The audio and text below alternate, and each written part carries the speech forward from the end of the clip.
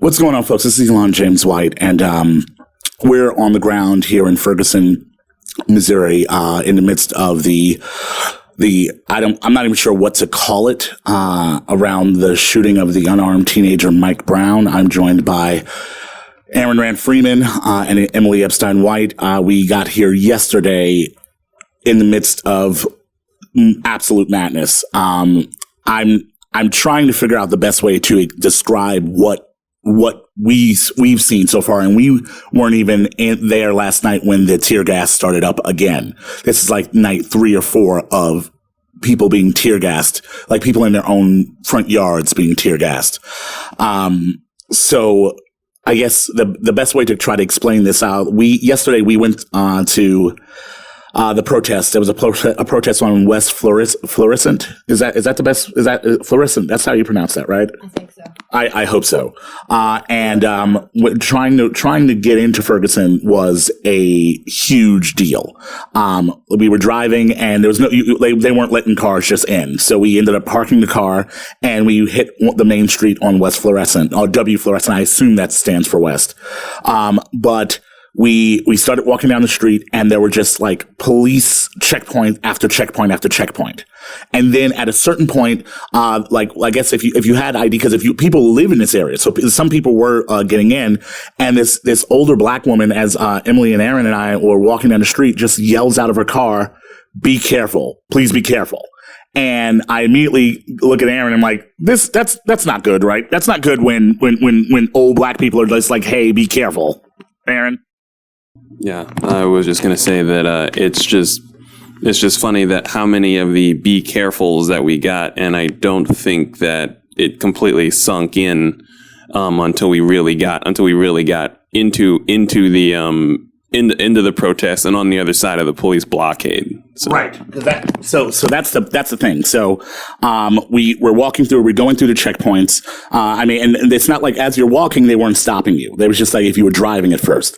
And then we reach a point where the protesters are further up because we asked, "Hey, how far is it?" And some people that were working at the local Wendy's, like, it's about a block and a half up, so you can't miss it. And when we get up there, we see a line of SWAT officers blocking entrance into the area. And when I say like I'm not exaggerating when I say a line of SWAT officers with SWAT shields, and they're standing full garb, ready for war, basically. And as we're getting closer, we see that like people can't get in, and they're blocking it off. And so some people are like, "Hey, I live over there. This is where I live. Can I get through?" And it was young kids, and they were just like, "No. You're not getting past." And so Aaron actually looked around, and he saw that there was a way for us to get through some backyards. If we actually hopped some backyards, we would be able to get to the other side of basically the quarantine that they set up. And so that's what we did, because I didn't see any other way for us to get on the other side. And like, there's just like, and on our side, we see armored cars. And by the way, this is something that, I've caught some flack on social media, because I refer to them as tanks. And you know what? I'm going to own that. I understand that it might upset some people. Like, that's not really a tank, but like, if I want to see you here on the ground with that standing over you with a sniper. I'm sorry, a couple snipers on top of it. And you'd say, "Oh, it's not really a tank," you know, like I deal with it on the ground. Like I don't have patience for some of the folks that are trying to be frogging around this. And so Aaron, Emily, and I, like, we literally have to lift Emily over a gate, like, because she was wearing a skirt, so that we can get over to the other side. And by the way, Emily's white privilege Pokemon, she is the worst white privilege Pokemon ever.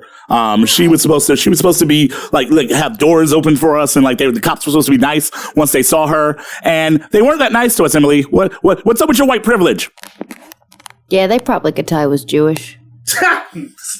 Yeah, maybe we'll go with that. But I think also what's been interesting is whenever you see anybody interacting with the cops, it's not, oh, I'm sorry, I don't have that information. It's step away or you'll be arrested. There's no information. There's no help. It's just our job is to be here as a shield to stop you from getting in. And that's all that we are able to do. And that's frustrating. It's beyond frustrating. So at that point, we're not even getting answers from any police officer. So we see a backyard, and actually, someone, the dude, we believe the dude lived there. I'm not sure if that dude actually lived there, Aaron. He was just passing through. There were people going back and forth through each other's yards trying to get around the blockade in the first place. So yeah, people were all over the place. Yeah, he didn't live here. He was doing the same thing we were doing. Okay, yeah. So we hop the gates. And we get to the other side, and now you have to understand that and there's some pictures you can see it, like where we were on West Fluorescent coming up, just full on, SWAT, blockade, right? And then when we jump the gate and we go to the next block, there were kids playing. It was people standing in the yard. It was all of a sudden you're in a suburban neighborhood, and literally 60 yards away, there's full on SWAT going as if all hell's breaking loose, as if there was some sort of riot occurring, which you would think, obviously, this is what's happening because they're trying to quell a riot, and there was no riot. So we once we get to the other side, we see kids playing, and it's surreal because we don't know how is this possible. And so we walk up, and once we hit the next street, we're now on the other side of the blockade, and we walk towards where the police officers are, and it's again more armored tanks, armored cars, so I don't get yelled at, with snipers on them, full on military formations, blocking getting in and blocking getting out. Unless you knew the area well enough to try to get around that, you couldn't get in or get out. And the thing that messed with me the most, probably, I use the term haunt because I'm not sure any other way. It's actually haunting me. Is that I know that we'll watch that afterwards. I know Obama is speaking at the moment.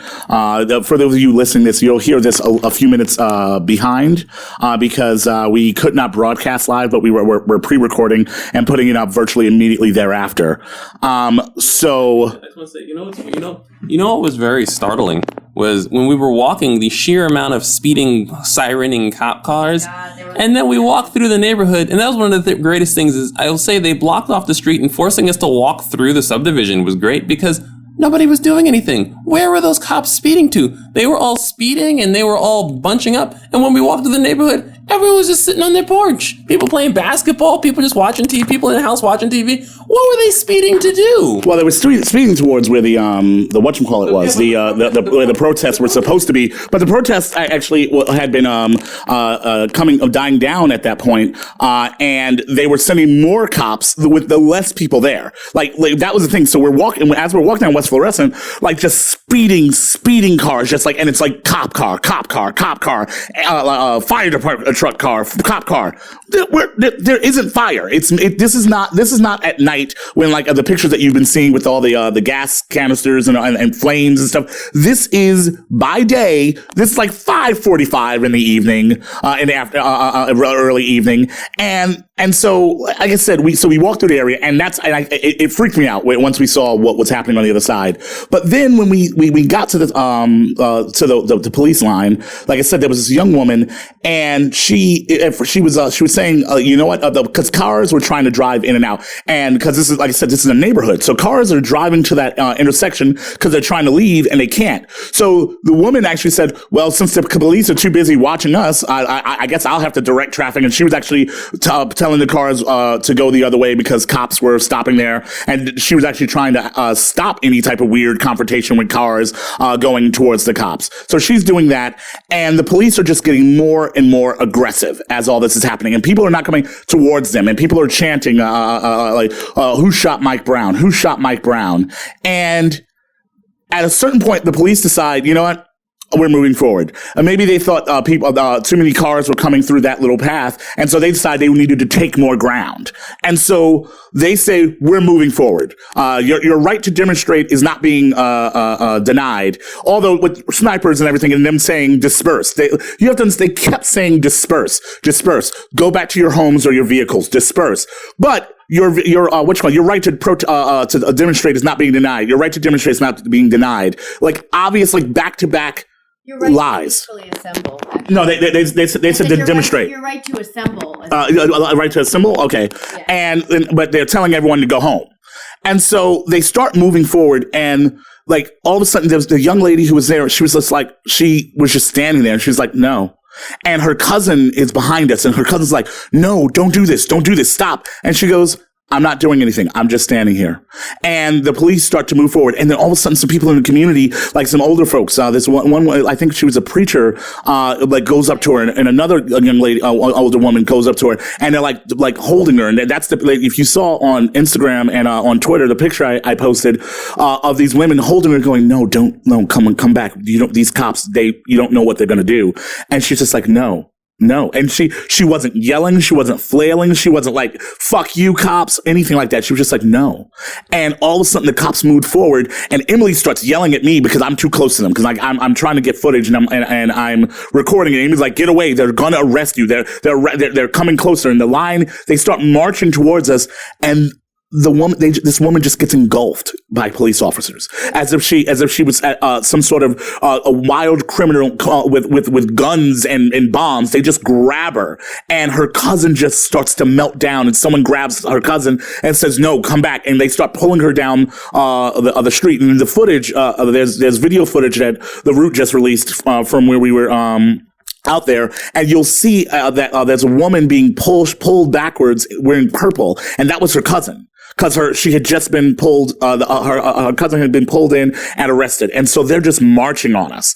And I mean, and people are out there yelling, like, don't, like, be careful. Like, while we were there, one bottle got thrown. And literally 30 people yelled, don't throw anything. Don't give them a reason. Don't give them a reason.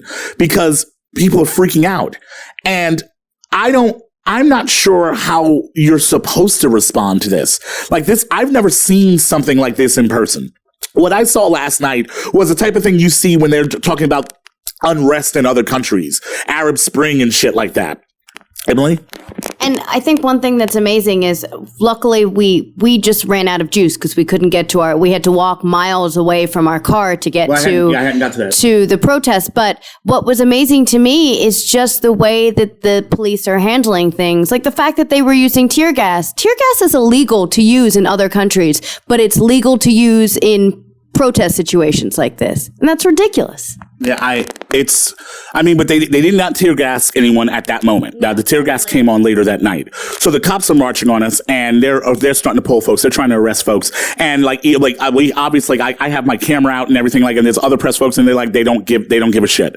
And so they're marching on us, and we just at that point, I was giving reports, and then my phone dies. And I'm like, crap. We got to get back to the car. And from where we were, it would have been about maybe 20 to 25 minutes to get back to the car if we would have just gone back up the street. But the police blocked us, and they would not allow us to move forward in any shape, form, or fashion. And they have sniper rifles and pointed at us. So all of a sudden, you don't really want to try to push through that way. So we ended up having to walk 3 miles out of the way. So what should have been at best 20 minutes to get back to the car to get a battery for the phone so we could continue covering this ended up becoming 45 minutes to an hour. So that I ended up going dark for a while, and everyone's wondering where the hell I'm at. And I've never seen such an outpouring about folks trying to figure out where I'm at. People are calling the police department trying to see if we got picked up, and we're literally walking 3 miles away so that we can get back to, because this is the suburbs. It's like there was a river that was blocking us, so we couldn't just cut back across, and we have to go 3 miles out of the way.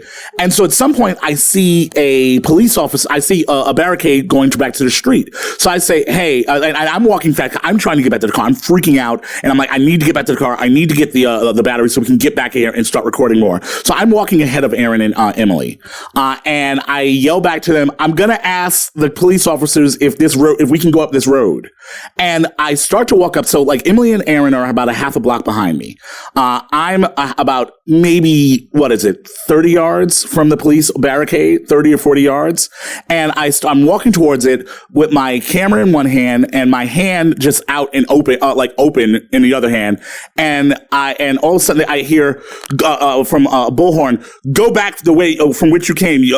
Any movement forward and you will be arrested. And I say, yeah, I understand, sir. I'm just and as I say that, all of a sudden, the dude on top of the armored car points his sniper rifle directly at me, and they say, go back now. And I hear Aaron yelling from behind me, Elon, they're going to shoot you. They're going to fucking shoot you. And I'm like, fine. All right. And I just walk back as if I was, and at the moment, like Aaron's having like a small meltdown about this, and I don't think maybe I didn't get it at the moment. Maybe because at the time I just went into full rage mode. Like I didn't even have a reaction to this, and apparently Aaron saw more danger around this than I did at that very moment. Well, it actually wasn't a meltdown. It was actually, I was just kind of annoyed with everybody because because it was just like, I understand you, and I understand that sometimes you need to kind of experience things kind of firsthand. I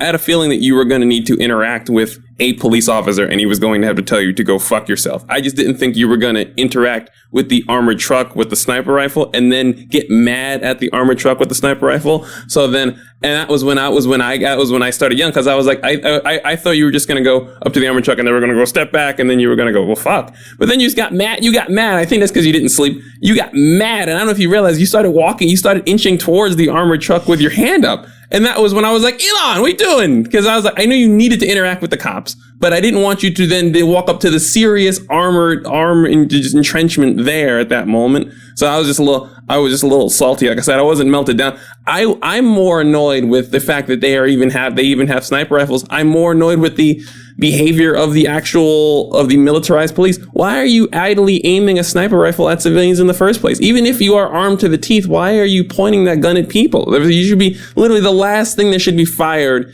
is your assault rifles and sniper rifles. You know what I mean? Like, that's what I'm knowing. When we were sitting there, as soon as we got up there, the men on top of the trucks were just idly aiming into the crowd. They were aiming off into the distance where kids were playing. They were aiming past us and down us and laughing. I'm like, dude, I mean, come on, guys. I mean, are you guys really ready to shoot a bunch of children? Kids, you could see, despite what it looks like, most of the people in Ferguson are home. The protesters themselves are mostly tired.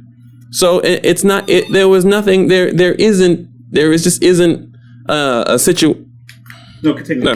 There just isn't a situation of unrest. There isn't a line of 100 people pushing up against the cops. Most of these people are just tired. And it's something worthy of note that most of the people here are home. Most of them are children. Most of them are tired. Some of them are angry, and some of them will do something to the police and will stand up. But for the most part, what are they doing here? Yeah. This is and I feel like that was a point of reference that I didn't remember, was that yesterday we didn't sleep. Like all of our flights were like at 6 a.m. And so I had gotten about 1.5 hours worth of sleep. I hadn't even gotten a nap. I don't think I had eaten since about 5 something that morning. And I was mad. Like I remember because I had my hands up and I wasn't approaching them angrily. I wasn't yelling. I said, "Excuse me, sir." And upon being yelled at to back away, I didn't know that I moved forward when they said that. Like, because I guess in my mind I was like, how are you yelling at me to move back? I haven't. You're the goddamn police, and your argument this whole goddamn time is that the unrest and the unruly rioters and protesters, blah blah blah. And I'm standing here with a goddamn Batman shirt on, with my hands up with a camera, and saying, "Excuse me, sir," and you just freaked the fuck out. and now there's a sniper rifle pointed at me. Like the rage that like started to like roll through me. I cannot describe it. Like it was, and I don't live here. I haven't been under siege for 4 days. Imagine the people that have been under siege by an occupying force, because you know what? These aren't police officers. They are not here to protect and serve. They are a fucking occupying force. And how do you live under that? And you're just cool. Oh, they're killing us. They're shooting at us. And every night they're gassing our fucking streets. They're telling us we can't stand outside, but we're cool. We're not, it's no problem. This is the circumstances that we're currently in Ferguson. Last night, one of the aldermen here got arrested because of protesting. A couple of journalists got arrested, and I've heard this morning that some Republicans are shitting on the journalist, Joe Scarborough in particular, saying that they wanted to get arrested.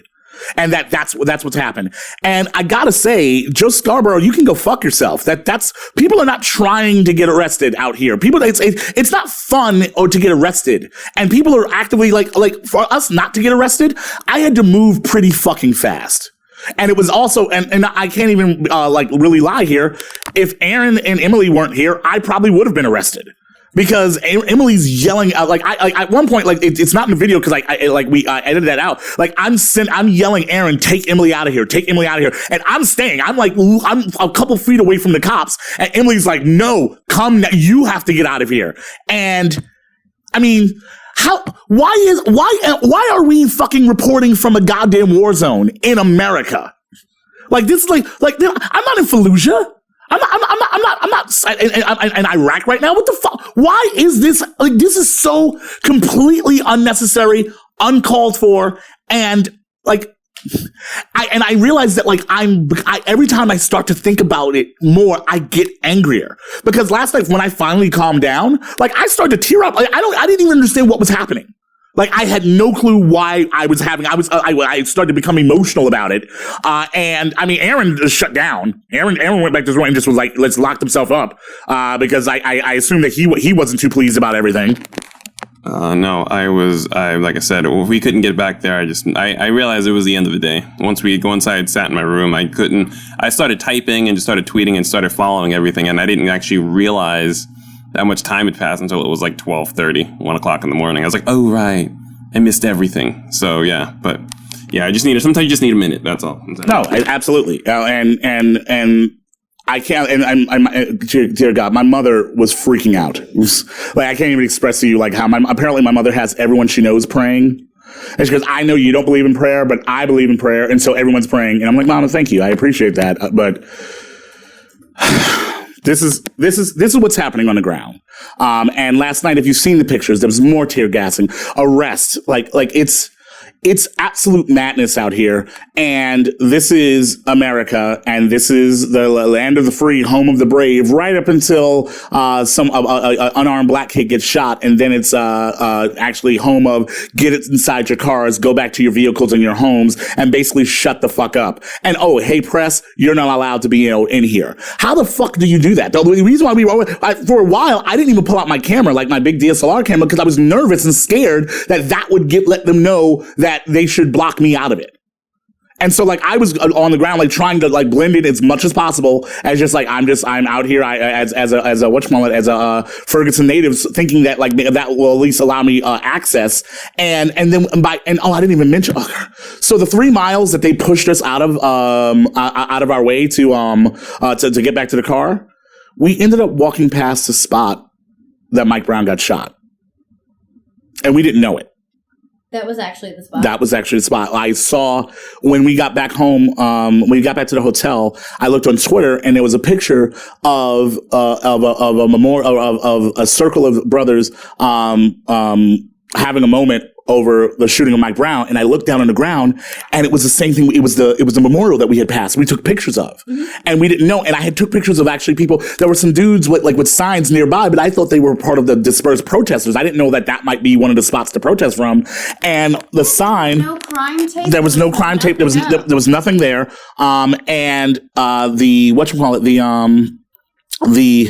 internet. Yeah, no, I know the internet's bad here. Like that's been the worst part about all of this. And so, I mean, a worst part about reporting, not the actual thing. I small people, I'm going to throw them on the ground.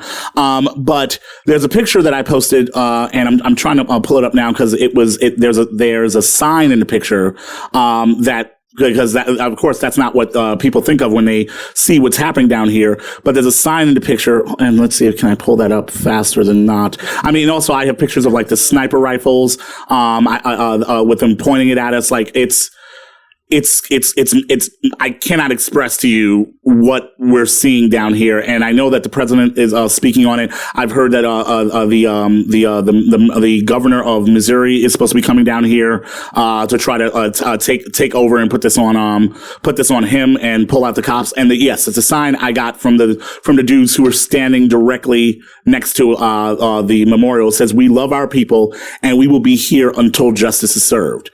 And it's just a bunch of young black men. And I'm pretty sure the news would be like, "Oh, that's whatchamacallit. That's some thugs." And see, Emily, remember that? Remember that's where we passed by. Yeah. That's it. That's it. Yeah. There's a prayer. It was a prayer circle, a prayer circle at the scene of Michael Brown's killing that Chairman Lee posted, and we had literally just because that was the only to get back to where we were coming from. We had to take this really long about route, and so it allowed us to just look at the neighborhood more. It's not this crime like scare. Like I'm from Bed-Stuy, so like when I think hood, I have a very clear understanding of a hood. And it's the suburbs. It's the fucking suburbs, but it just happens to have a lot of black people here. And this is what's happening right now. And so we're going to be trying to put out more dispatches as the day goes on. Tonight's the National Moment of Silence. There's another meeting happening, and we're going to see if we can actually get onto the other side of Ferguson and actually stay there for nightfall, and we'll see if we can report from the ground there. But This is something that people need to be aware of and understand that this is not right. We shouldn't be witnessing this. Real talk. And shout out to everyone who's been supporting us. People are still sending funds towards TWiB to make sure that we're okay out here. Eljoy was freaking out when we went dark because like I said, I think that was probably the most outpouring of concern I've ever seen for myself outside of when I got shot. And even then, actually, I feel like more people reached out because more people were watching what was happening. Eldroy now has lawyers on file for us ready if something happens. Because she wanted to be out here and she's feeling really bad that she's not here. It's a lot. So we'll be back here. Like I said, this isn't a full TWiB Prime. These are just dispatches that we're going to be doing coming out of here. And we'll try to keep everyone as up to date as possible. Have a pleasant day.